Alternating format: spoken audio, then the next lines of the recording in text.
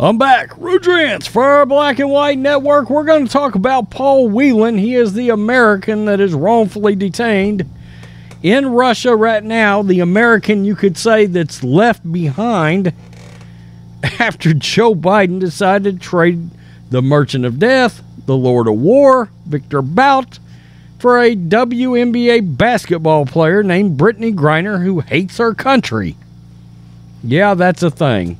I guess our most valuable piece we gave up for a basketball player. Keep in mind, Paul Whelan has been in Russia longer, is older, and in worse health, is a Marine and former law enforcement. Of course, Biden left Paul Whelan behind. Brittney Griner checks all the right boxes. Woman, black, lesbian. Check, check, check.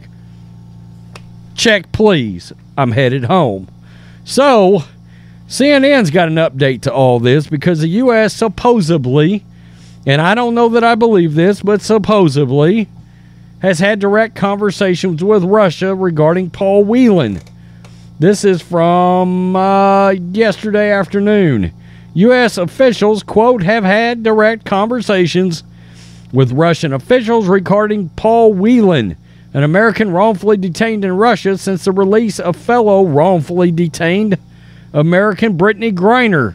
State Department spokesperson Ned Price said Tuesday, quote, our imperative is to see that outcome brought about swiftly, so it doesn't do us any good to speak to the details of that. But we said we are going to be committed, that we're going to be relentless, that we're going to be creative in doing everything we can to bring about Paul Whelan's return to the United States, return to his family, Price said at a State Department press briefing. Whelan was arrested in Moscow in December 2018 on espionage charges he has vehemently denied. He was sentenced to 16 years in prison in June 2020.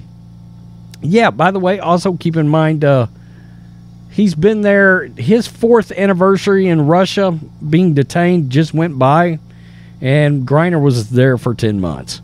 U.S. officials were unable to secure his release in prisoner swaps this past year. They secured the release of 2 other Americans wrongfully detained, Trevor Reed in April, Griner in mid-December. Multiple U.S. officials said Griner's release that Russia refused to negotiate a deal for Whelan. Okay, but let us just talk about the fact that when that news initially broke, NBC reported that they were given a choice. It was either Whelan or it was Griner. Now, the White House went out there, said, oh no, that's not the case. And NBC went out there and literally changed their story. Covering for Biden, covering for the White House. You see how the mainstream media works?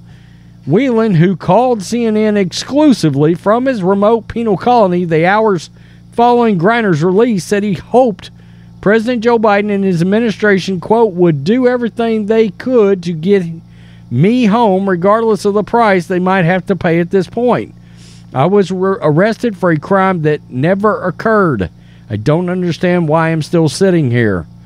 Yeah, and they went out there and tried to portray a narrative, by the way, in all this, that the Whelan family was, they were so good with what happened with Griner coming home. Well, I believe it was 4 or 5 days ago, it came out that no, they really weren't okay with the way that whole thing went down with the Griner trade.